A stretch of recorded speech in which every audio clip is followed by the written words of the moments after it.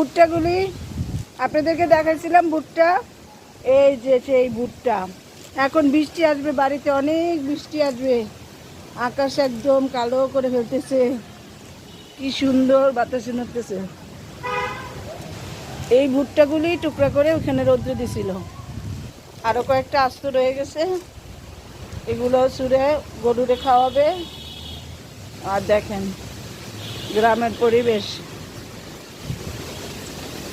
এখানে কটা মরিচ গাছ আছে, কি সুন্দর মরিচ হয়ে রয়েছে, দেখছেন?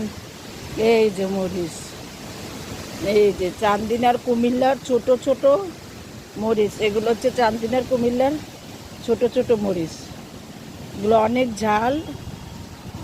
আমি যাইতে কটে নিয়ে যাব। আমার ভাগিনা বউ এখানে লাগাইছে কয়েকটা মরিচ। এই যে পাকনা মরিচ,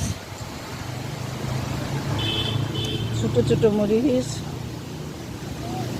ওরা ভালোই ক্ষেত খামারি করে।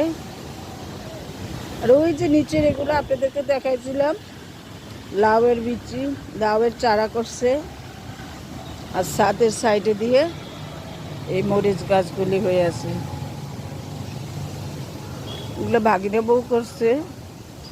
কিন্তু কত সুন্দর ছোট ছোট মরিচ,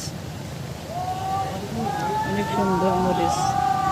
ভুট্টাগুলি আপনাদেরকে দেখাইছিলাম। ভুট্টা, এই যে সেই ভুট্টা।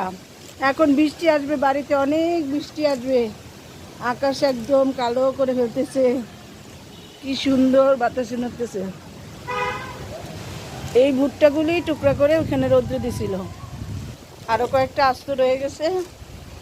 এগুলো চুড়ে গরুরে খাওয়াবে। আর দেখেন গ্রামের পরিবেশ।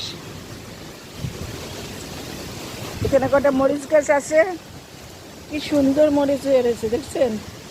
এই যে মরিচ, এই যে চান্দিনার কুমিল্লার ছোট ছোট মরিচ। এগুলো হচ্ছে চান্দিনার কুমিল্লার ছোট ছোট মরিচ। এগুলো অনেক ঝাল। আমি যাইতে কটে নিয়ে যাব। আমার ভাগিনা বউ এখানে লাগাইছে কয়েকটা মরিচ। এই যে পাকনা মরিচ, ছোট ছোট মরিচ। ওরা ভালোই ক্ষেত খামারি করে। আর ওই যে নিচের এগুলো আপনাদেরকে দেখাইছিলাম, লাউয়ের বিচি, লাউয়ের চারা করছে। আর ছাদের সাইডে দিয়ে এই মরিচ গাছগুলি হয়ে আছে।